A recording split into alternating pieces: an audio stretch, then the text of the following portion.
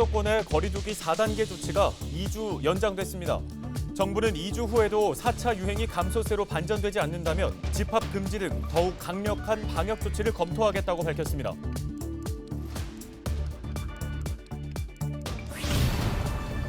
서울시가 백신 자율 접종 대상에 다중이용시설 종사자를 추가했습니다. 노래 연습장, PC방, 실내 체육시설, 휴게 음식점 등 다중이용시설 종사자는 오는 26일부터 다음 달 14일까지 화이자 백신을 맞습니다.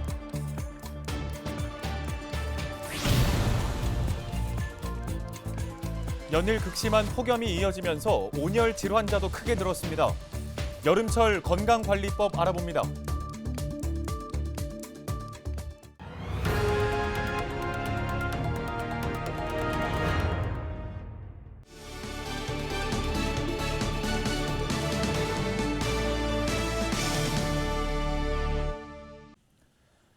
여러분 안녕하십니까? 헬로티비 뉴스입니다. 첫 소식입니다. 서울시가 노래 연습장, PC방 등 다중이용시설 종사자에 대해 화이자 백신을 접종하기로 했습니다. 서울시는 노래 연습장, PC방, 실내 체육시설, 목욕장, 휴게 음식점 등 다중이용시설 종사자를 자율 백신 접종 대상자로 추가 선정했다고 밝혔습니다. 안내 문자 등을 받은 접종 대상자는 오는 26일부터 다음 달 14일까지 자치구 예방접종센터에서 화이자 백신을 맞습니다. 서울시는 지난 13일부터 시행한 자율 접종률은 59.2%로 대상자 20만 명 중 11만 8천여 명이 접종했다고 밝혔습니다. 네, 결국 수도권의 사회적 거리두기 4단계가 연장됐습니다. 오후 6시 이후에 3인 이상 모임 금지 조치도 유지됩니다. 방역당국은 오늘 수도권의 4단계 조치 연장 결정을 발표하면서 수도권의 유행 증가를 확실하게 감소세로 전환하기 위해서는 현재 방역 수준을 완화하기는 어려운 상황이라고 밝혔습니다. 코로나19 관련 소식 손성혜 기자가 정리했습니다. 정부는 수도권의 현행 거리두기 4단계 조치를 2주 더 연장하면서 일부 조치는 보완하거나 강화했습니다. 사설 스포츠 영업시설에도 사적 모임 인원 제한 조치가 적용됩니다. 전시회나 박람회는 상주 인력 전원이 PCR 검사를 받아야 하고 방문객은 사전에 예약한 경우에만 입장이 가능합니다. 친족만 참석할 수 있었던 결혼식과 장례식은 친족이 아니더라도 49명까지 모일 수 있게 변경됐습니다. 정부는 급격하게 증가하던 수도권의 유행 확산 속도는 정체되는 수준이지만 감소세로 반전된다고 보기 어려운 상황이라며 4단계 연장 결정 이유를 설명했습니다. 이번 거리두기 연장의 목표는 수도권의 유행 증가세를 반전시키고 환자 발생 규모를 3단계 기준 이내로 안정적으로 줄이고자 하는 것입니다. 실제로 지난 6일간 수도권의 하루 평균 확진자는 960명으로 전주 990명보다 약간 내려간 수준이고 하루 1,000명이 넘는 확진자 발생은 보름 넘게 이어지고 있습니다. 정부는 4단계 연장 조치에도 유행이 감소세로 전환되지 않을 경우 다중이용시설을 중심으로 한 방역 강화를 검토하겠다고 밝혔습니다. 2주 내에 이런 목표가 달성되지 못한다면 시설에 대한 집합 금지, 운영시간 제한 강화 등 더욱 강력한 방역 강화 방안을 검토하겠습니다. 22일 하루 전국에서 발생한 확진자 수는 1,630명입니다. 서울 지역 신규 확진자는 520명입니다. 은평 노원구 소재 실내 체육시설 관련 확진자는 4명이 추가돼 총 64명으로 늘었습니다. 어린이집에서도 집단 감염이 발생했습니다. 지난 19일 서초구 소재 어린이집 종사자 지인 1명이 최초 확진 후 지금까지 13명이 추가 감염됐습니다. 방역당국은 4차 유행을 효과적으로 감수하기 위해선 방역 동참이 더욱더 절실하다며 앞으로 2주간 모든 모임과 약속, 여행과 이동을 최대한 자제하고 가급적 집에 머물러 달라고 부탁했습니다. 헬로티비 뉴스 손성혜입니다. 다음 소식입니다. 은평구가 퇴원 어르신의 일상 복귀를 돕는 돌봄 숙박을 운영합니다. 돌봄 숙박은 몸이 불편한 어르신에게 의료와 재활, 일상 훈련을 지원하는 단기 입주형 재활주택인데요. 이용 대상은 각종 수술 등으로 퇴원 후 독립적인 자택 생활을 위해 일상생활에서 훈련이 필요한 경우 또 마비로 인한 재활 훈련 등이 필요해 병원 입원을 고민하는 어르신 등입니다. 짧게는 한 달에서 최대 6개월까지 입주해 생활할 수 있습니다. 신청 자격은 중위소득 150% 이하, 서울에 주소를 둔 만 60세 이상으로 신청자의 병력과 현재 독립생활 수준, 재활 필요성 등을 살펴 입주 여부를 결정합니다. 양천구가 다음 달 3일까지 서울 예술인 생활안정자금을 신청받습니다.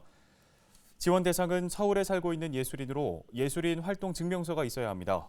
지원금은 1인당 최대 100만 원으로 구 자체 심의를 거쳐 지원 대상을 선정하게 되는데요. 올해 초 시행한 예술인 긴급 재난지원금 1차 수혜자는 이번 지원 대상에서는 제외됩니다. 지원금 신청을 원하는 구민은 양천구청 문화체육과에 문의하시기 바랍니다.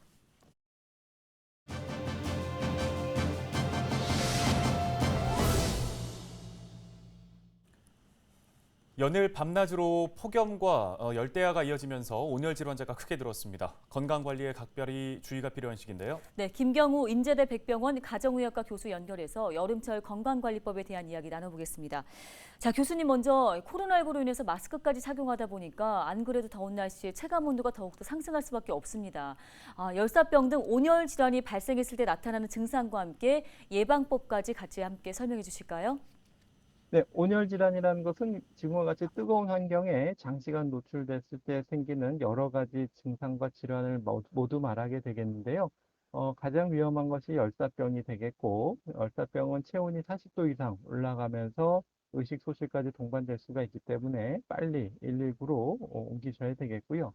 또 열탈진이라고 해서 우리가 땀을 많이 흘리면서 극심한 피로감과 안면이 창백해지는 어지러움증 같은 것이 동반될 경우에는 작업을 중단하시고 바로 서늘한 곳에서 체온을 식히시면서 또 수분을 섭취하시면서 증상을 관찰해 주셔야 되겠는데, 만약에 이러한 휴식 후에도 계속 증상이 지속될 경우에도 반드시 의료기관을 방문해 주셔야 되겠고요. 또 그 의식을 잃은 상태에서 발견되신 분에게 억지로 물을 마시게 하시는 것은 그 기도로 들어가서 질식이 될 수가 있기 때문에, 의식이 없는 분께는 수분을 억지로 드시게 하시지 마시고 체온만 잘 낮춰주시고 119가 올 때까지 잘 지켜주시는 것이 필요하겠고요. 또 무엇보다도 이렇게 온열질환 위험에 노출해 더 위험성이 높으신 특히 이제 어르신이라든지, 또 어르신 중에서도 주변에 돌봐주시는 분이 없는 독거노인이나 또 거동이 불편하신 분이나 또 치매나 인지장애가 있어서 적절한 대응을 못 하시는 분들이 온열질환에 취약할 수가 있기 때문에 잘 주변에서 안부를 엿듣고 잘 살펴봐 드려야 되겠고요. 또 어린이 같은 경우에도 차 안에 홀로 남겨져 있는 경우에 위험할 수가 있기 때문에 반드시 통학버스라든지 차량 안에 아이가 남겨지지 않는지 잘 살펴봐 주시고, 또 이런 어르신이나 어린이들이 폭염에 노출되지 않도록 주변에서 잘 도와주셔야 되겠습니다. 네, 또 여름철 이 폭염과 코로나19 확산까지 겹치면서 냉방기 사용 자체를 걱정하시는 분들도 많은 것 같습니다. 냉방기기를 가동할 때 주의해야 할 사항이 있을까요? 네, 그 에어컨은 보통 우리가 가동하고 한 5분 정도의 먼지가 많이 나온 것으로 알려져 있기 때문에 처음 가동하실 때는 충분히 환기를 하면서 사용해 주셔야 되겠고요. 또 온도는 한 26도 전후가 적당한데 너무 낮추게 되면 우리 체온이 떨어지는 저체온증이 올 수 있으니까 적정한 온도를 사용해 주셔야 되겠고요. 다만 이제 여러 사람들이 사용하는 다중이용시설 내에서는 특히 환기가 안 되고 밀폐된 환경에 노출되실 수가 있기 때문에 반드시 마스크를 코와 입을 모두 가린 상태에서 잘 착용해 주셔야 되겠고요. 또 이런 시설에서는 2시간에 아니면 1시간에 한 번씩 자주 환기를 해서 실내에 혹시 감염자로 인한 비말 위험이 없도록 적절한 환기도 함께 유지해 주시는 것이 필요할 것 같고요. 일단 이렇게 냉방기를 너무 과도하지 않게 또 혼자서 사용하시는 경우에는 큰 문제는 없기 때문에 적절하게 적극적으로 사용하시는 것이 필요하겠습니다. 예, 끝으로 요즘 너무 덥다 보니까 밤에 숙면을 취하기 어렵다는 분들도 있습니다. 여름철 특별한 건강관리 비법이 있을까요? 네, 우선 그 수면을 위해서는 기본적인 수면 위생, 그러니까 긴 낮잠을 피하시고 또 자기 전에는 그 과한 운동이나 밝은 빛에 노출되지 않도록 하셔야 되겠고요.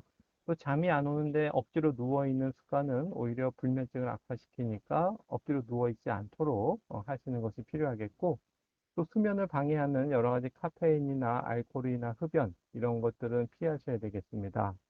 그리고 스트레스나 과로가 또 숙면을 방해하기 때문에 평상시 이런 스트레스 관리와 적절한 체력 관리가 필요하시겠고요.